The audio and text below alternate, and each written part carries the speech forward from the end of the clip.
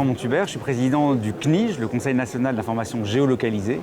Je suis aussi président de la plateforme OpenIG, qui est la plateforme régionale de mutualisation d'informations géographiques en Occitanie. Et je suis aussi président d'Equitia, qui est une association qui travaille à l'élaboration d'un cadre de confiance pour le partage de données, cadre de confiance éthique et souverain. Une grosse actualité du CNIG, c'est que nous venons d'avoir un décret qui fait évoluer ce Conseil national, qui s'appelait avant Conseil national d'information géographique, qui devient le Conseil national d'information géolocalisée. On ne change pas d'acronyme, mais ça élargit en réalité le périmètre d'action du CNIG, puisqu'il s'agit de faire intervenir non seulement les acteurs classiques et extrêmement importants, qui restent évidemment fondamentaux, qui sont les acteurs de l'information géographique qu'on connaît tous, mais aussi d'associer ceux qui contribuent au fond à toute cette masse d'informations qui aujourd'hui a une information de localisation et qui la rend importante et qui ne viennent pas forcément du secteur de l'information géographique au départ, mais qui pour autant sont devenus des contributeurs, des utilisateurs forts des services à destination des usagers et qui utilisent donc de l'information géolocalisée. Donc on a ce changement de nom.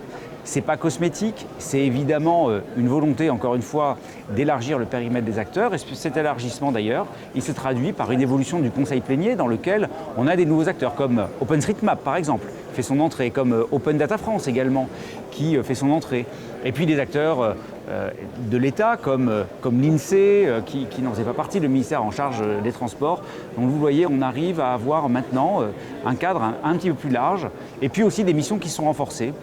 Des missions en particulier autour de la prospective, puisqu'il s'agit pour nous de voir comment l'ensemble des politiques publiques ont besoin d'informations géolocalisées, comment on se mobilise collectivement pour pouvoir répondre à ces besoins, et tout particulièrement, bien sûr, dans un domaine important qui est celui de la transition écologique et énergétique qui nous mobilise tous. C'est la troisième ou quatrième fois que je viens au Geodata Days et je vois une progression constante.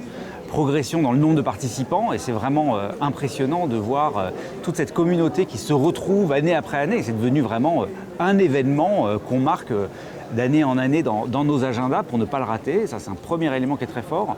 Un programme absolument d'une richesse, je dirais, ça devient même problématique parce que chacun, je le disais, alors, où est-ce que tu vas aller? Il dit, je ne sais pas, il y a tellement de choses intéressantes en même temps que je ne sais plus comment choisir. Et puis toujours, ces à côté, au fond.